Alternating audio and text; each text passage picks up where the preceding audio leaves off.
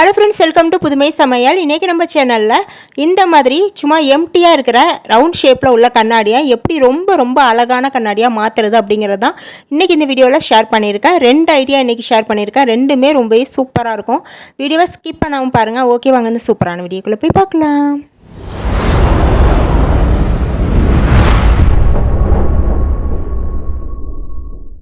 First ஐடியாவுக்கு நம்ம வீட்டில் வேஸ்ட்டான அட்டை போட்டி இருந்துச்சுன்னா அதில் இந்த சைஸுக்கு ரவுண்ட் ஷேப்பில் கட் பண்ணி எடுத்துக்கோங்க.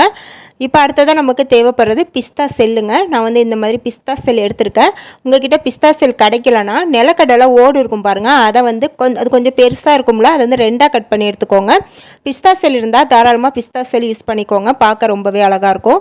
இப்போ அடுத்ததாக க்ளூகனை இந்த மாதிரி சென்டரில் ரவுண்டாக மார்க் பண்ணிவிட்டு அதில் நீங்கள் இந்த மாதிரி வச்சு ஒட்டி விட்டுக்கோங்க.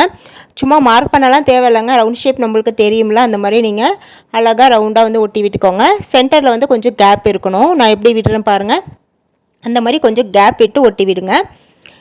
ஃபஸ்ட்டு ரவுண்டு ஒட்டி முடித்ததுக்கப்புறம் அடுத்த ரவுண்டுக்கு அதுக்கு பக்கத்துலேயே கொஞ்சம் ஒட்டி க்ளூகன் அப்ளை பண்ணிவிட்டு அடுத்த ரவுண்டு நம்ம ஒட்ட ஆரம்பிச்சிடலாம். இந்த மாதிரி இப்போ 2வது ரவுண்ட் ஃபுல்லாகவுமே அதே போலவே ஒட்டி விட்டுக்கோங்க. இதுக்கு நீங்கள் க்ளூகன் யூஸ் பண்ணால் டக்குன்னு ஒட்டிடலாம் ஃப்ரெண்ட்ஸ். அப்படி க்ளூகன் இல்லாத பட்சத்தில் ஃபெவி பாண்ட் இருக்குது பாருங்கள், அது யூஸ் பண்ணிக்கோங்க. ஃபெவி பாண்ட் யூஸ் பண்ணும் போது நீங்கள் ஒரு பிஸ்தா செல்லை ஒட்டிட்டு கொஞ்சம் நேரம் பிடிச்சிருக்கணும், அப்போ தான் நல்லா ஸ்ட்ராங்காக ஒட்டிக்கும். க்ளூகன் வச்சுருந்தீங்கன்னா அந்த பிரச்சனையில் டக்கு நம்ம ஒட்டி முடிச்சிடலாங்க. இப்போ பார்த்தீங்கன்னா தெரியும், நான் டக்குன்னு எல்லாத்தையுமே ஒட்டி முடிச்சுக்கிறேன். இப்போ 2வது ரவுண்டும் ஃபுல்லாக ஒட்டி முடிச்சாச்சு. இப்போ அடுத்ததாக 3வது ரவுண்டுக்கு நம்ம எப்படி பிஸ்தா செல் வைக்கணும் அப்படிங்கிறத நான் காட்டுறேன் பாருங்கள். இப்போ 3வது ரவுண்டுக்கு கம் அப்ளை பண்ணிவிட்டு இந்த மாதிரி அப்படியே ஆப்போசிட்டாக கவுத்து வைக்கணுங்க பிஸ்தா செல்லை. உங்களுக்கு வீடியோவில் பார்த்தா தெரியும். இப்போ நம்மளுக்கு வைக்கும் போது ஒரு பூ ஷேப்பில் நம்மளுக்கு கிடைக்குங்க. இப்போ உங்களுக்கு தெரிஞ்சிருக்கும் நான் எப்படி வைக்கிறேன்னு. இதே போல் ஃபஸ்ட்டு 2 ரவுண்ட் அந்த மாதிரி வச்சுட்டு கீழே உள்ளதை இந்த மாதிரி அப்படியே தலைகீழாக கவுத்து வைங்க. இதே போல் ஃபுல்லாக ஒட்டிக்கலாங்க. இப்போ அது ஒட்டி முடிச்சாச்சு, அது ஒரு ஓரமாக இருக்கட்டுங்க. இப்போ அடுத்ததாக அதே மாதிரி ரவுண்ட் ஷேப்பில் சின்னதாக கட் பண்ணியிருக்கேன் பாருங்கள், இந்த சைஸில். இப்போ இதில் நம்ம பிஸ்தா செல்லை சென்டர்லேருந்தே வச்சு ஒட்டிட்டு வரணுங்க. இப்படி ஒட்டும் போது பார்த்தீங்கன்னா அழகான பூ ஷேப்பில் நம்மளுக்கு கிடைக்கும். இதே போல் கொஞ்சம் கூட கேப் இல்லாமல் க்ளூகன் அப்ளை பண்ணி ஃபுல்லாக ஒட்டிக்கோங்க. அந்த அட்டை முடிகிற வரைக்குமே நம்ம ஃபுல்லாக ஒட்டி எடுத்துக்கணும். இப்போ இதையுமே ஒட்டி முடிச்சாச்சுங்க. ரெண்டையுமே தனித்தனியாக வச்சுக்கலாம். இப்போ அடுத்ததாக இந்த மாதிரி ஒரு வேஸ்டான பேங்கிள் எடுத்துக்கோங்க. அதை 2ஆக கட் பண்ணிக்கோங்க. சரி பாதியாக வச்சு கட் பண்ணிக்கோங்க. 2 பேங்கிளையுமே இந்த மாதிரி கட் பண்ணோன்னா நமக்கு 4 பீஸ் கிடைக்குங்க. இதில் நமக்கு 3 பீஸ் தான் தேவைப்படும், அதை எடுத்துக்கலாம். இப்போ இந்த 3 பீஸையுமே நான் எப்படி வச்சு ஒட்டுறேன் பாருங்கள். அந்த மாதிரி அதாவது ஒரு ஸ்டாண்ட் மாதிரி நம்ம ரெடி பண்ணி எடுத்துக்கணுங்க. இப்போ 3த்தையுமே இந்த மாதிரி ஒட்டிக்கோங்க. ட்ரையாங்கிள் ஷேப்பில் ஒட்டிக்கோங்க. உங்களுக்கு பார்த்தா தெரிஞ்சிருக்கும் எப்படி ஒட்டுறேன்ட்டு. இப்போ அடுத்ததாக இதோட கீழ்ப்பாகம் இருக்குது பாருங்கள், அதில் ஒயிட் பீட்ஸ் இருக்குது பாருங்கள், அதை நான் 3த்துலேயுமே 3 பீட்ஸ் வச்சு ஒட்டி விட்டுக்கிறேன். அப்போ பார்க்குறதுக்கு இன்னுமே லுக்காக அழகாக இருக்குங்க. நம்மளுக்கு ஸ்டாண்ட் கொஞ்சம் நல்லா ஸ்ட்ராங்காகவும் இருக்கும். இப்போ 3 பக்கமும் 3 பீட்ஸை வச்சு ஒட்டி விட்டுட்டாங்க. இப்போ அடுத்ததாக நம்ம பெருசாக அந்த பிஸ்தா செல்லை ரெடி பண்ணியிருந்தோம்ல, அந்த கார்ட்போர்டில் சென்டரில் க்ளூகன் அப்ளை பண்ணிவிட்டு இது மேலே வச்சு ஒட்டி விட்டுக்கலாம். இப்போ அடுத்ததாக இதுக்கு பெயிண்ட் பண்ணிக்கலாங்க. நான் கோல்டன் கலர் பெயிண்ட் யூஸ் பண்ணியிருக்கேன். இந்த பெயிண்ட் நீங்கள் யூஸ் பண்ணும்போது ரொம்பவே பார்க்க அழகாக இருக்குங்க. ஃபுல்லாகவுமே பண்ணிக்கலாம். இதே போல் அந்த சின்ன பூவிலையும் நம்ம பெயிண்ட் பண்ணி வச்சுக்கலாம். பெயிண்ட் பண்ணிவிட்டு கொஞ்சம் நேரம் காய விட்டுருங்க. இப்போ பார்த்தீங்கன்னா காஞ்சி முடித்தோன்னே இப்படி தாங்க இருக்கும். ரொம்ப க்யூட்டாக அழகாக இருக்குது பாருங்கள். எனக்கு ரொம்ப ரொம்ப பிடிச்சிருந்துச்சு. இப்போ இதோட சென்டரில் இந்த மாதிரி கம்ப்யூட்டர் சாம்பிராணி நம்ம வச்சுக்கலாங்க. அது வைக்கிறதுக்கு முன்னாடி அதுக்கு சில்வர் பிளேட் ஒன்று கொடுப்பாங்க பாருங்கள், சாம்பிராணி வைக்கிறதுக்கு. அதை சென்டரில் வச்சுட்டு அதுக்கு மேலே இதை வச்சுக்கோங்க. என்கிட்ட இப்போதைக்கு அந்த பிளேட் இல்லைங்க, எங்கே போச்சுன்னு தெரியல, அதனால் நான் சும்மா உங்களுக்கு வச்சு காட்டுறேன். நீங்கள் அந்த பிளேட்டை வச்சுட்டு அதுக்கப்புறம் சாம்பிராணி வைங்க. இப்போ பார்த்தீங்கன்னா தெரியும், சூப்பராக நம்மளுக்கு கம்ப்யூட்டர் சாம்பிராணி வைக்கிறதுக்கு ஸ்டாண்ட் அழகாக ரெடி ஆயிடுச்சுங்க.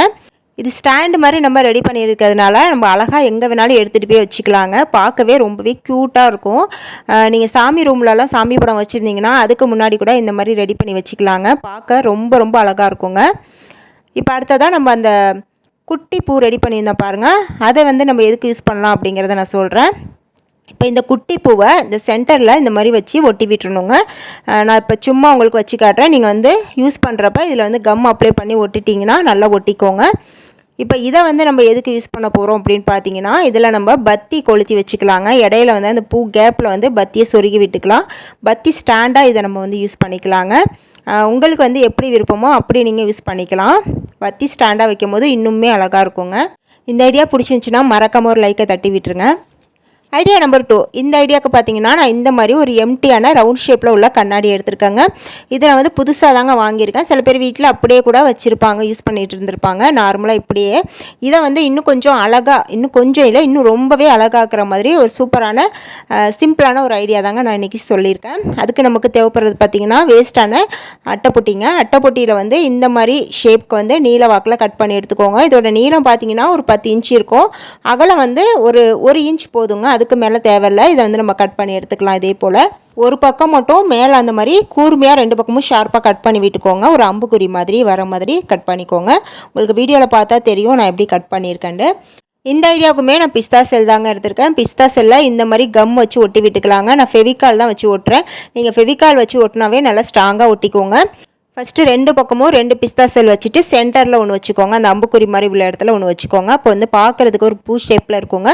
அதே போல் கீழே உள்ளது எல்லாத்துலேயுமே வந்து நம்ம 2 பக்கம், இந்த பக்கம் ஒன்று அந்த பக்கம் ஒன்று இது வச்சு ஒட்டி விட்டுக்கணும். இதே மாதிரி வந்து அந்த லைன் பார்த்திங்கன்னா எத்தனை வரணும் அப்படின்னு பார்த்தீங்கன்னா 7 வரணுங்க. ஒன்றுக்கு கீழே ஒன்றுன்னு அப்படியே வரிசையாக 7 லைன் வர மாதிரி ஒட்டி விட்டுக்கோங்க. இப்போ பார்த்தீங்கன்னா நான் ஒட்டி முடிச்சுட்டு நல்லா இதை காய விட்டுட்டேங்க. நம்ம ஃபெவிகால் அப்ளை பண்ணி ஒட்டி இருக்கிறதுனால கொஞ்சம் டைம் கொடுக்கணுங்க அது காயறதுக்கு. அது காயறதுக்குள்ளாரே நம்ம வந்து பெயிண்ட் அடிச்சிட்டோம்னா அது வந்து கீழே விழுந்துடும். அதனால நல்லா காய விட்டுட்டு அதுக்கப்புறம் பெயிண்ட் பண்ணிக்கோங்க. உங்களுக்கு விருப்பமான கலரில் நீங்கள் பெயிண்ட் கொடுத்துக்கலாங்க. ஆனால் வந்து நான் கோல்டன் கலரில் கொடுத்தா நல்லா லுக்காக அழகாக இருக்குங்க. அதனால தான் கோல்டன் கலர் கொடுத்துருக்கேன். உங்ககிட்ட எந்த கலர் இருக்கோ அதை நீங்கள் வந்து கொடுத்துக்கலாம். ஒன்றும் பிரச்சனை இல்லை. இப்போ இந்த ஃபுல்லாக பூவில் மட்டும் நம்ம கொடுத்துக்கணுங்க. கீழே அந்த எக்ஸ்ட்ரா கார்ட்போர்டு இருக்குது பாருங்கள், அதில் வந்து கொடுக்கணும் அப்படிங்கிற அவசியம் இல்லை. மேலே மட்டும் அப்படியே ஃபுல்லாக கொடுத்து இதையுமே நல்லா காய விட்டு எடுத்துக்கலாம். இப்போ இதே போலவே வந்து நான் ஒரு 20 பீஸ் வந்து நான் ரெடி பண்ணியிருக்கேங்க. இதே போலவே தான் இதே மெத்தடில் நம்ம ரெடி பண்ணி எடுத்துக்கணும். இது ரெடி பண்ணுறதுக்கு மட்டும்தாங்க கொஞ்சம் நமக்கு டைம் எடுக்கும். ஏன்னா ஒன்று ஒன்றா ரெடி பண்ணுறதுக்கு. மற்றபடி அடுத்த ஸ்டெப்லாம் வந்து நம்ம டக்குன்னு பண்ணிடலாம். இப்போ பார்த்திங்கன்னா நான் ஒரு 20 பீஸ் இதே போல் ரெடி பண்ணி எடுத்துட்டேன். இப்போ அடுத்ததாக இன்னொரு கார்ட்போர்டு எடுத்துக்கலாங்க. இப்போ இதை வந்து நம்ம கண்ணாடி வச்சுருக்கோம் பாருங்கள், அந்த ஷேப்பில் நமக்கு தேவைப்படுங்க. ஆனால் எனக்கு கொஞ்சம் வந்து கம்மியாக இருக்குங்க. உங்களுக்கு வந்து அதே ஷேப்பில் கிடச்சிச்சின்னா கார்ட்போர்டு வந்து கண்டிப்பாக எடுத்துக்கோங்க. எனக்கு வந்து கொஞ்சம் கம்மியாக இருக்கிறதுனால நான் அந்த சைஸுக்கு தகுந்த மாதிரி கொஞ்சம் சின்னதாக வந்து ரவுண்ட் கட் பண்ணி எடுத்துக்கிறேன். இப்போ ஃபஸ்ட்டு அடியில் வந்து அந்த கண்ணாடி வச்சுக்கணுங்க. அந்த கண்ணாடி கிராச் ஆகாமல் இருக்கிறதுக்கு நான் ஒரு ஸ்பாஞ்சு மாதிரி வச்சுட்டு அதுக்கு மேலே வந்து அந்த கண்ணாடி பீஸை வச்சுட்டு இதுக்கப்புறம் நம்ம ரெடி பண்ண அந்த சின்ன கார்ட்போர்டு இருக்குது பாருங்கள், அதை வச்சுக்கலாங்க.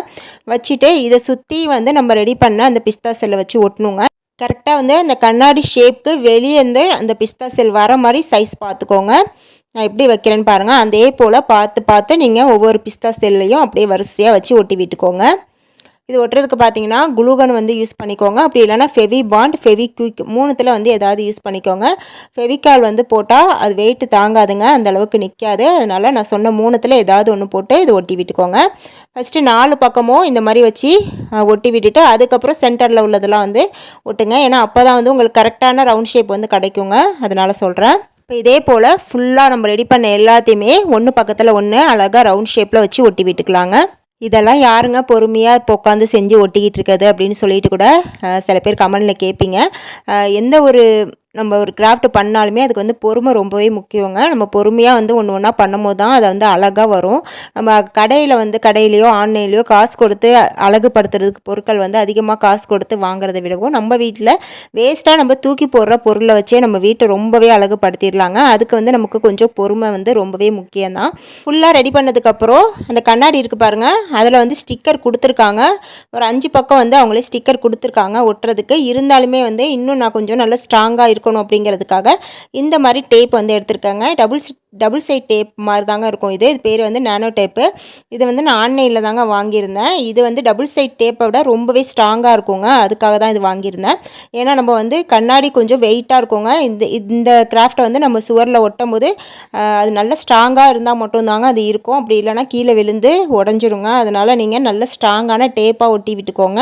அந்த கண்ணாடியில் இருக்கிற டேப்பை மட்டுமே வந்து நம்ம நம்ப வேணாம். அதுக்காக தான் வந்து நான் ஒரு 4-5 பக்கம் நேனோ டேப்பை வந்து ஒட்டிட்டு மேலே உள்ள ஸ்டிக்கரை ரிமூவ் பண்ணிவிட்டு அதுக்கப்புறம் நான் அந்த இதில் வந்து ஒட்டி விட்டுக்க போகிறேங்க. இப்போ கரெக்டாக வந்து சென்டர் பார்த்து நம்ம கரெக்டாக வச்சு ஒட்டி விட்டுக்கணுங்க. அந்த கண்ணாடியை இந்த மாதிரி ஒட்டி விட்டு நல்லா அமுத்தி விடுங்க. இந்த மாதிரி அப்போ தான் நல்லா ஒட்டிக்கும். இப்போ அடுத்ததாக இதை அப்படியே வந்து திருப்பி போட்டுக்கலாங்க. திருப்பி போட்டுட்டு அந்த அட்டையில் வந்து அதே போல் நானோ டேப்பை வந்து எல்லா பக்கமும் ஒட்டி விட்டுட்டு அந்த ஒவ்வொரு லைன் இருக்குது பாருங்கள், சுற்றி ஒட்டியிருக்கோம் போது அந்த லைன்லேயும் கார்ட்போர்டில் வந்து இந்த டேப்பை வந்து சின்ன சின்னதாக பீஸாக கட் பண்ணி ஒட்டிக்கோங்க. அப்போ தான் வந்து நம்ம சுவரில் ஒட்டும் போது அது வந்து அப்படியே தொங்காமல் இருக்குங்க. நம்மள நல்லா ஸ்டிப்பாக வந்து அந்த சுவரோட பிடிச்சிக்கும். அதனால் எல்லா பக்கமும் வந்து டேப்பை வச்சு ஒட்டி விட்டுருங்க. இப்போ அவ்வளோதாங்க, ஃபைனல் லுக் வந்து இப்படி தாங்க இருக்கும் பார்க்குறதுக்கு. ரொம்பவே அழகாக இருக்குல்ல.